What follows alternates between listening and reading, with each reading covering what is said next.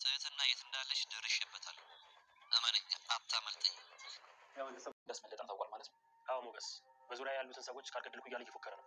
የሰራኸው ስራ ሳያንስ ጭራሽ ለማላገጥ ትሞክራለህ።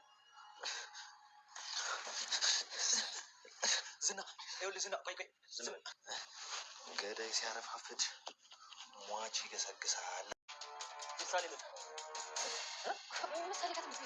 ዝና ትህትናን ማን እንዳስመለጣት አሁን መድብል እንደሆነ ደርሶበታል። ይሁን እንጂ መድብል እንግዲህ ከዛ ግቢ ውስጥ ትህትናን ለማስመለጥ ሲሞክር እንግዲህ ቦርሳውን ጥሎት ነበር የወረደው። በዛ ምክንያት እንግዲህ የእሱ እንደሆነ አውቋል ማለት ነው። ይሁን እንጂ ሰተት ብሎ ደውሎለት አንተ ነህ አይደል ያስመለጥካት ትህትናን፣ እንገናኛለን። በዙሪያ ያሉትን ሰዎች እያንዳንዳቸው ጨርሳቸዋለሁ። ያለዛ ደግሞ ትህትናን ትመልሳለህ። ልክ እንዳስመጣት አድርገህ ካልመለስካት ግን የራስ ሰዎችን ታጣለህ በማለት እንግዲህ ዝቶበት ስልኩንም ዘግቶት ነበረ።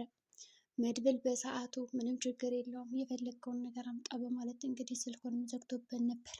ይሁን እንጂ ዝና በአሁኑ በቀላሉ የሚመለስ አይደለም። ካሌብ ራሱ በዚህ በኩል በአንተ ምክንያት ነው እያለ የጥፋተኝነት ስሜት እንዲሰማው እያደረገ ጭካኔ እየተሞላ ርህራሄ እንዳይኖረው እያደረገ ነው። ምክንያቱም ያበበ ምሳሌ በመሆኑ እንዲሁም ደግሞ ትህትና እንዴት ልታመጣ ቻለች በሚለው በንዴትና በኃይለኝነት ውስጥ ነው ያለው።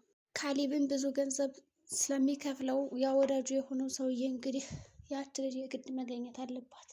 እንግዲህ እንደ አማራጭም ለምንድነው የትህትና ኩላሊት ብቻ የተፈለገው? ሌሎችም እኮ አሉ በጣም ብሎ ዝና ለካሌብ ሀሳብ ያቀርብለት አይመለከትም፣ እሷ ናት የተፈለገችው በማለት እንግዲህ በጥብቅ ትህትናን እንዲፈልጋት አድርጓል። ሆኖም እንግዲህ አሁን እየዛተ ይገኛል። እያንዳንዱ አብሮት የነበሩትንና እንዴት እዛ ቤት ልታመልጥ ቻለች በማለት እንግዲህ ስልክ እየደወለችላቸውን እንዲሁም ደግሞ ስልኩን ማን ሰጣት በማለት እያጣራ ይገኛል። ሆኖም የመጀመሪያ ሀሳብ ወይም ደግሞ አማራጭ ሊያስመልጣት ይችላል ብሎ ያሰበው ነገር እንግዲህ ያቺ ማህሌት መሆኗን ተረድቷል። አሁን ማህሌት ከአንቺ ጋር የነበረኝን ግንኙነት ከመጀመሪያው ጀምሬ ነበር ማቋረጥ ያለብኝ እንጂ ዛሬ አልነበረም። ዛሬ ግን አልለቅሽ። አሁንም ቢሆን ጊዜው ገና ነው፣ አልረፈደም።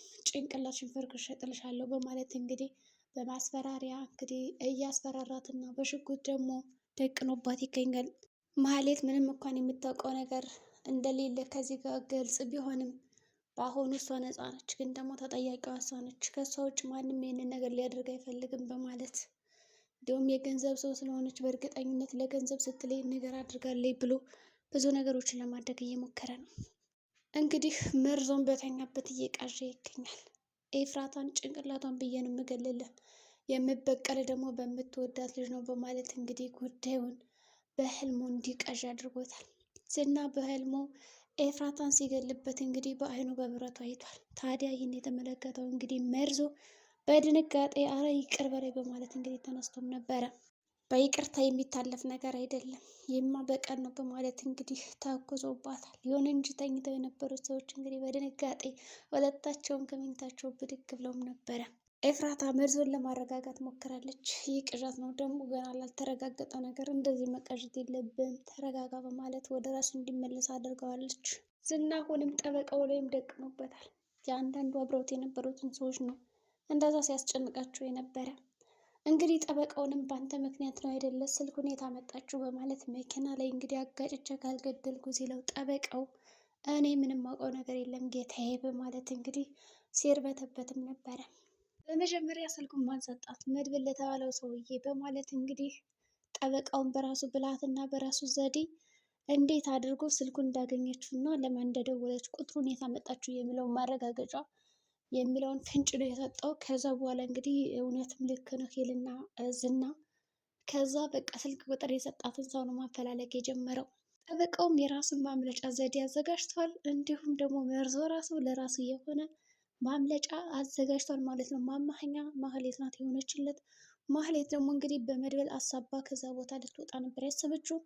መድብል ግን ስለነቃባት የራስሽ ጉዳይ፣ ይህንን ጨዋታ ከማን የምትጫወቹው ከህፃን ልጅ ጋር አይደለም የምትጫወተው በማለት እንግዲህ ስልኩን ደውለው እንዲያዋሩት ወይም ደግሞ መሰክራለሁ ብላ እንግዲህ ቃል እንደምትሰጥ ተነጋግረው ነበር ከዚህ በፊት። እሷ ቃሏን አፍርሳ አሁን እንደ አዲስ ፈልጋለሁ ስትል መድብል ይነቃል። ለማንኛውም ስልኩን ስጪው እስኪ ለዝና እሱ ያናግረኝ ይላል። ምክንያቱም ከአሁን በፊት ራሱ በራሱ ስልክ ደውሎለት አንተን አይደለ የተባለውን ያፈረስከው እቅዴን በማለት እንግዲህ ብዙ ነገር አድርጎበት ነበር። አሁን ጦርነቱ ተጀምሯል ማለት ነው በግልጽ እንግዲህ ዝና ደውሎ ካስፈራራውን በኋላ መድብል ያደረገው ነገር ለሞገስ በመደወል አንድ ነገር ከሆነ ወንድሜን ጠብቀው በማለት ነው እንግዲህ የእንትን ያለው ማለት ነው አደራ የሰጠው። የው ህዝብ በኋላ በእርግጠኝነት መድብል ኃይለኛ ነገሮች እንደሚመጡበት ግልጽ ነው። እሱ ስለሆነ እንግዲህ ከጓደኞቹ ጋር ያስወጣት ከመድብል ጋር የተጋሩትን ሰዎች እና መድብልን የመጨረሻ ተጠያቂ ነው የሚያደርገው። እንግዲህ ዝና በዋነኝነት እነሱ ናቸው ተጠርጣሪ፣ ይህንንም አውቋል። ስለዚህ አሁን ትትናም ደግሞ ከገባችበት ለማምጣት የሆነ ነገር ማድረግ አለበት። እንግዲህ ዝና ያደረገው ነገር ምንድን ነው? ምሳሌን ከትምህርት ቤት አግቶ እንደ በፊቱ ሊያስፈራራቸው ነው የሞከረ። መድብል እዚህ ጋር የተሳሳተው ነገር አለ። እንግዲህ ለሞገስ ደውሎ እባክህ ወንድሜን ጠብቅልኝ ነው እንጂ ያለው ምሳሌን ትዝ አላለችውም። ትምህርት ቤት እንደሆነች እራሱ አላስተዋሏትም፣ ዘንግተዋታል። እንግዲህ ዳጣ ከትምህርት ቤት ሂጂና አምጫት ተብላ ስትሄድ ትምህርት ቤት ግን የለችም ነበረ።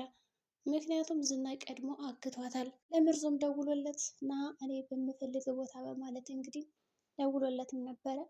መርዞም እንግዲህ ብዬሽ ነበረ ኤፍራታ፣ እርግጠኛ ነኝ ያውቋል እኔ ስልክ ቁጥር እንደሰጠኋት ለትትና በማለት ሲርበተበትም ነበረ። እሷም እንግዲህ ተረጋጋ፣ እንደዛ አትሁን እያለችው ብዙ ነገሮችን ነግረዋለች። ከዛ በተጨማሪ ደግሞ እንግዲህ ቀጥ ብሎ ሲደውልለት አሁን ጋርዶችን ልላክበት ወይስ እኔ ካለሁበት ሰተት ብለህ ትመጣለህ ማለት ነው እንግዲህ ያስፈራራው። ከዛ እንግዲህ እሺ ብሎ መድብልም ያው እየጠበቀው ይገኛል። እሱም እንግዲህ ሂደዋል። ከሄደ በኋላም እንግዲህ ማን ነው ስልክ ቁጥር የሰጣት፣ እንዴት ነው የሰጣት፣ እንዴት አስመለጥካት በሚለው ሲያፋጥጠውም ነበረ። እሱ ደግሞ እኔ አላፋጠጥኩም በማለት ብዙ ነገሮችን ለማድረግ ሞክሯል፣ ግን ደግሞ አልተሳካለትም። እንግዲህ ገዳይ ያው ያረፋፍድ ሞት ይገሰግሳል የሚባለው ነገር እውነት ነው ለካ። ስለዚህ በጋሮቹ እያንጠባጠቡ ይዘውኝ ከሚሄዱ እኔ በእግሬ ሰተት ብዬ ሄጄ ከዝና ጋር ማምለጫዬን ባመቻቸ የተሻለ ነው በማለት እንግዲህ ሰተት ብሎ ነው የሄደለት። ዝናም እንግዲህ ሳትጎርሱ ነው የጠበቀው። የት ታውቃታለህ ትትናን፣ ማን ሰጣት ስልኩን እያለ ሽጉጡን ደቀነበት። እንግዲህ መርዞም እኔ አልሰጧትም አላለም። እሱ ያለው ምንድነው መሀሌት ስልክ ተደብቃ ስታወራ ሰምቻታለሁ ነው ያለ። ኤፍራታ በእርግጥ እህቴን አሳልፈ እንዳትሰጣት መስዋዕት እንዳታረጋት እያለችው ነበረ። መርዞ ግን እኔ በቃ ብቻ ለምልጥ እንጂ እዛ ቤት የፈለገኝ ነገር አድርጋለሁ ይላል። ከዛ እኔ ራሱ እንዴት አመንኳት የሚሸጥ ቤት አለ ምናምን ስትለኝ ያቺ ትትና ይላል ማለት ነው። እንግዲህ ትትና ሸውደዋለች። ያው መርዞን ቁጥር እንድሰጣት ምናምን ያደረገችው ሸውደው ነው፣ ኮሚሽን አገኛለሁ ምናምን በማለት ከዛ እሱ ምንድን ነው ያለው? ለነገሩ ይበለኝ በቃ እኔ ራሱ ስንት ሰዎች አይደል እንደዚህ የማጭበረብረው ነው ያለ ማለት ነው። ሆኖም እንግዲህ እንዴት በማለት ወደ ኋላ ተዘናግቶ ማለት ነው። ከዛ ይሄዳል ማለት ነው። ከዛ በተጨማሪ እንግዲህ እና ድሪትን ብዙ ነገር ካደረጓቸውም በኋላ ምንም ብሎ አምርጧል። እንግዲህ ማህሌት ናት ብሎ በሰበቡ ብዙ ነገሮችን ደርድሮላት ብቻ ግን እሱም አመለጠ። ያው አሁን ደግሞ እንዴት እንደምታመልጥ ያች ማህሌት እናያለን ማለት ነው። ኤፍራታ በዚህ ጉዳይ ምን ትላለች? እህቷን ስላገታት ትቀየም ይሆን? እንግዲህ እነ መድብልም ቡና ሊጠጡ ፏፏ ብለውበት በነበረበት ሰዓት መርዶ ነው የሰሙት። የምሳሌ መጥፋት በጣም አሳስቧቸዋል።